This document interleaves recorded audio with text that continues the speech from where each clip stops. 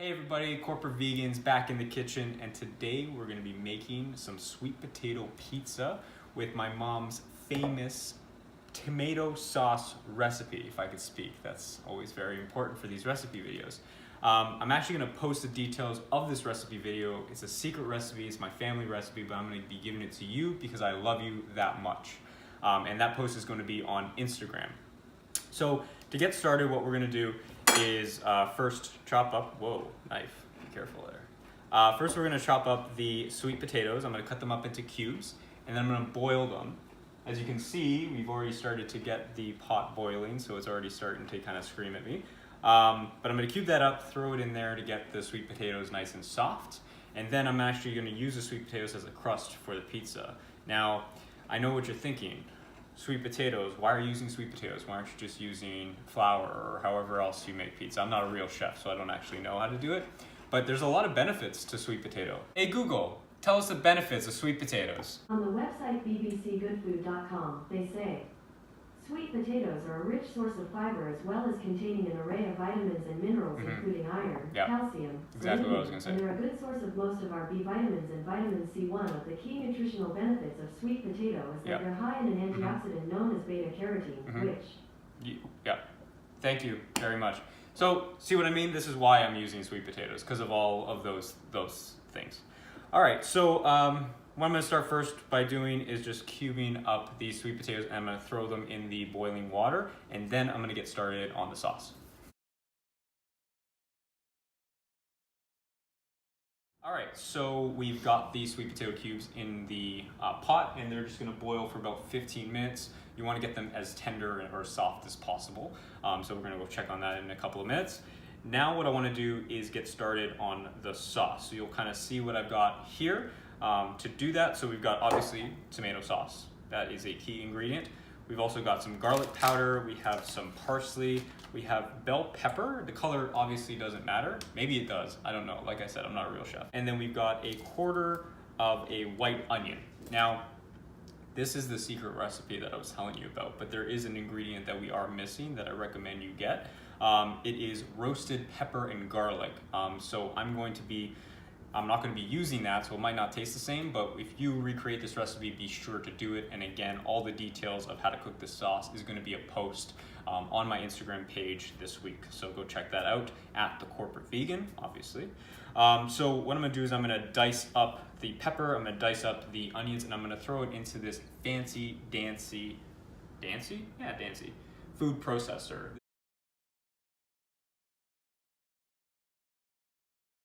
So I totally forgot to tell you guys, before you throw your onions and your peppers into the food processor, you're gonna wanna saute it to get it nice and soft. As well, gives you an opportunity to season the peppers and the onions into the saucepan so that it all kind of infuse together. So, but before I do that, because as I mentioned or didn't mention, I am no longer, as of 2019, cooking with oil. And so instead of doing that, what I typically do is I'll use vegetable broth. So as I've started to prep everything, what I did was got a small pot with 1 to 2 cups of vegetable broth, just going to get it nice and hot. And so before I add the onions and peppers in, I'm just gonna add about a tablespoon, there, look at that go, a tablespoon of broth into the pan. That way it prevents the veggies from sticking. All right, so I put the peppers and the onions into the saucepan. What I'm gonna do is I'm gonna add 2 tablespoons of parsley. One other thing I forgot to mention, if you are going to go the no oil route, one of the key best practices would be to make sure that your saucepan is preheated. So make sure to put it on medium-high heat 2 to 3 minutes before you start throwing some veggies in. That also helps prevent the veggies from sticking. So I've added 2 tablespoons of parsley. I'm going to add a quarter teaspoon of garlic. Now that is taking the place of the the roasted pepper and garlic seasoning. If I did have that, I'd be throwing 2 tablespoons of that in instead. All right, so I've added the parsley and garlic in, and now I'm just adding the pepper. And I know what you're thinking. You're like, Andrew, why aren't you throwing some salt in there? It's because there's salt in the broth. You don't want to oversalt this thing. So be careful of that. We've also checked on the sweet potatoes. We let it sit in boiling water for about 15 minutes. That's done. We think it needs a little bit more, so we're going to give it an extra 5 minutes. So when you guys are doing it, put it in for 20 minutes. All right, Not sure if I mentioned this, but I'm going to talk a little bit about what we're going to be throwing on top of the pizza. So to summarize kind of where we're at, we got the sweet potato crust. We then will have the tomato sauce on top. And now on top of that, what we're thinking about is Brussels sprouts, spinach, kale, and mushrooms. I actually have no idea how that's going to go. That might be fantastic or it might fail miserably, but we're in this together at this point, so we're going to find out. So I'm just going to prep those ingredients. I'm going to get the Brussels sprouts into the oven. 400? Yeah, 400. I'm going to throw it in at 400 for about 15-20 minutes. Check in, see where we're at.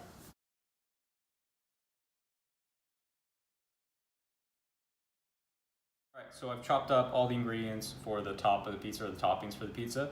Now I want to show you how to make Brussels sprouts without any oil. So I've got rice vinegar and I have some agave syrup. What I'm going to do is add equal parts of those into this mixing bowl.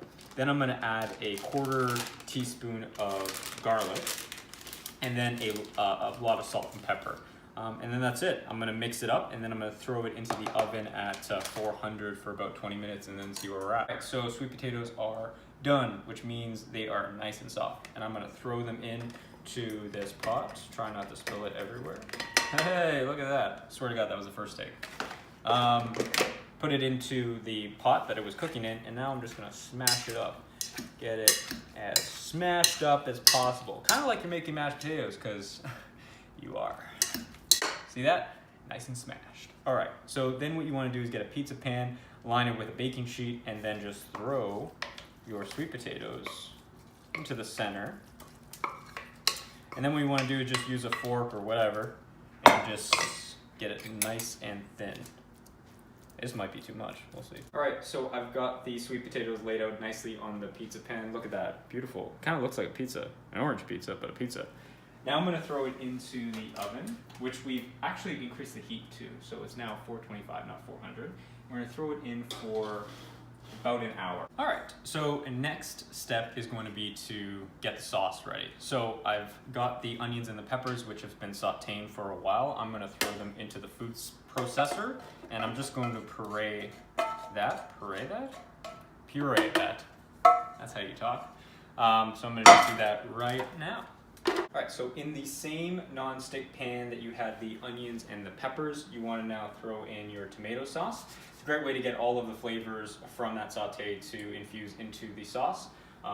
Once you heat that up, about medium-high heat that up to a boil. Once it starts to boil, fill the tomato jar about halfway and then add that into the saucepan. You can see the tomato sauce is now starting to boil. I have, as I was mentioning, I filled up the jar halfway with water, and now I'm just going to add it in. All right. Now once you do that, just stir it and wait until it boils again, and then I'll walk you through the next step. Now what you want to do is you want to add the onions and the peppers into the sauce. This, for the final time now, what you're going to do is get the mixture or the sauce to boil again. All right, so the sauce is now boiling again. I'm going to reduce the heat all the way to low because it's actually really, really hot.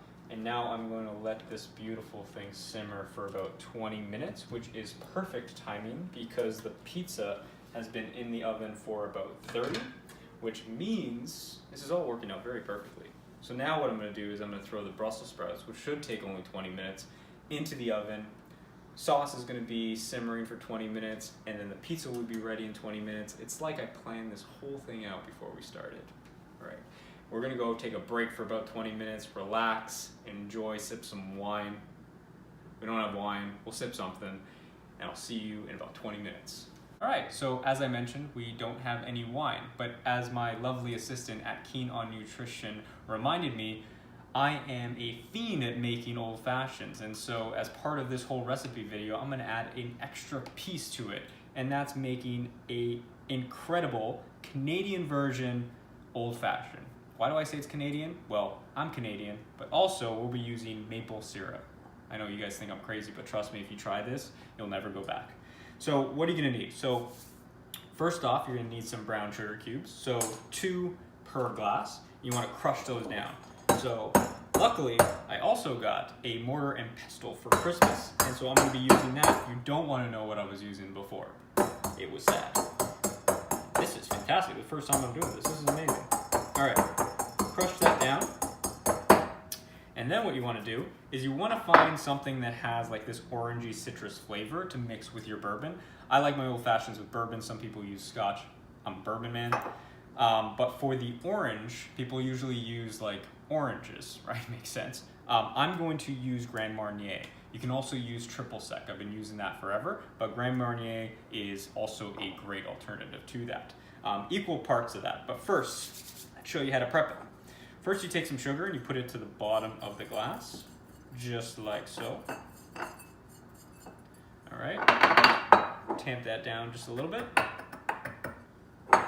Then you add your ice cube right in the middle. There you go. Oh my God, I forgot the bitters. Don't forget the bitters. That is probably the most important part. Everyone who likes old fashions is probably making fun of me right now, but that's okay. I'm not even gonna edit it out. So you add about 3 dashes or so of bitters. That was quite a bit, but that's fine. And then you add your alcohol. So you can start with whichever, but I'm gonna start with the bourbon. I don't also have like a fancy measuring thing, so you just kind of go by feel. This is going to be a hefty old fashioned. There we go. Equal parts of that. All right, and now the maple syrup. Just a dash or two. This stuff is super sweet. All you Canadians know what I'm talking about. Everybody else, trust me, it's sweet. So throw that in. There it is. That's all you need. Then you just mix it up and you enjoy. I'm not even gonna mix it up. I'm just so sure and confident that this mixture is going to be perfection. I'm just gonna drink it right now. Oh yeah, it's beautiful. It's just like I tap that maple tree. It is perfect. All right, special little addition to this recipe video. I'm gonna go relax and enjoy this while I wait for the pizza and the Brussels sprouts and the sauce to finish up. All right, we're back. We just took the Brussels sprouts out of the oven and they're just letting them sit. The sauce is looking good. I'm just gonna let it simmer for a little bit longer.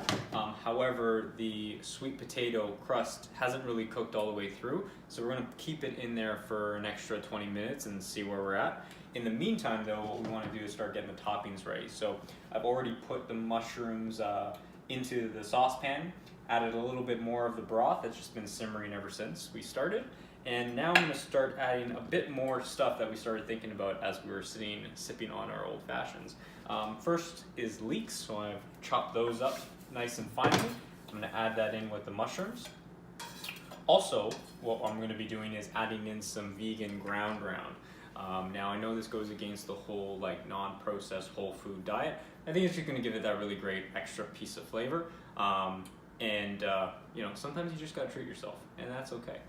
All right, so I've added all the ingredients in. So we got the ground round, the mushrooms, the leeks. I'm gonna cook that for about 10 minutes, which should be enough time for the pizza or the sweet potato crust to, or sweet potato pizza to thicken nicely. Then what I'm gonna do is I'm gonna add some spinach, wilt it, and then my toppings will be ready to just assemble the pizza. So we finally got the sweet potato crust out of the oven, it's looking great. Now we're just gonna start to layer on the toppings. So first up is the sauce, which smells incredible. And I forgot to say, make sure that you're tasting everything as you go so you can kind of tweak it, add some salt and pepper if you're feeling a little light. I tasted it with the sauce and the toppings, and oh my God, this is incredible. I can't imagine how good it's gonna be with the sweet potato on top. So very excited about it. So I'm just gonna add the sauce on top. All right, so we've got the sauce on the sweet potato crust, and now I'm just gonna add the filling. Now remember, the filling has the Brussels sprouts, it has some vegan ground round or plant-based ground round, and some spinach, some kale. We've also got some leeks and mushrooms. Oh my God, this is incredible. My mouth just watered as I said all of those things. All right, so we're just gonna throw it on, nice thin layer. Then I'm gonna throw it back into the oven for about 10 minutes, again on 425, and it should be nice, crispy, ready to go. So that was gonna be the end of that clip, but honestly, I just wanted to let you guys take a look at this. Look at that, just looks incredible. All right, so I'm gonna throw it in the oven for about 10 more minutes on 425, and then we should be good to go. All right, so you'll probably notice that you made way too much sauce, because really all you need is that thin layer on top of the sweet potato crust.